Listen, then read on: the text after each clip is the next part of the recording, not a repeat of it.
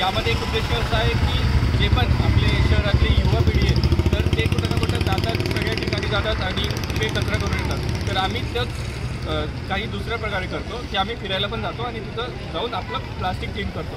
तर माझा एकच संदेश आहे सगळ्या युवा पिढीला जे आपल्या सिटीमध्ये राहतात की जास्तीत जास्त लोक सामील व्हा आणि लोकांना अवेअर करा की आपल्या शहरातली काही सुंदर ठिकाण आहेत त्यांना सुंदर जपण्याचं काम आपण करतोय, तर आपण हे सगळ्यांना सांगायला पाहिजे. आणि आमचं मेन मोटिव्ह असतं की प्लास्टिक पोल्युशन जे हो राहिलं त्याला कमी करायचं. प्रत्येक आठवड्याला संडेला आम्ही वेगवेगळ्या टुरिस्ट प्लेसेसवर किंवा ट्रेकिंग प्लेसेसवर जातो आणि तिकडे जाऊन प्लॉगिंग करतो. प्लॉगिंग एक असा कॉन्सेप्ट आहे ज्याचं मिनिंग आहे जॉगिंग प्लस प्लास्टिक उचलणं. तर याच्यामध्ये आम्ही प्रत्येक जागेवर जाऊन कमीत कमी प्रत्येक आठवड्याला 100 ते 200 किलो आम्ही प्लास्टिक उचलत असतो.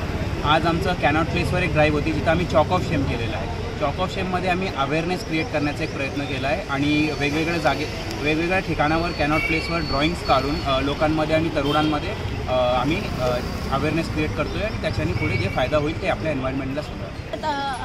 आपण स्वतः फक्त येऊन इथे आपण जिथे जो पण कचरा औरंगाबादमध्ये लोक कुठे पण टाकतात, इथे खूप सारे पर्यटन स्थळ आहेत, सुंदर जागा आहे, पण तिथे लोकांनी प्लास्टिक असं सगळं स्प्रेड झालेलं आहे.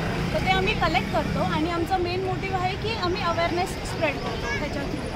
आणि आता जसे आम्ही अजून वेगवेगळ्या ॲक्टिव्हिटीज घेतो, जसं आजचं चॉक ऑफ शेम होतं, तर ह्याच्यात आम्ही इथे पूर्ण कॅनॉटमध्ये आम्ही ड्रॉइंग्स काढलेले आहेत, मेसेजेस केलेले आहे. त्यांनी सगळ्यांना एक मेसेज जाईल की जो पण इथं इवन कॅनॉटमध्ये पण इतके सगळे दुकानं आहेत तर तिथे डस्टबिन्स असून पण सगळा कचरा जो आहे तो इथे रस्त्यावर पडलेला आहे.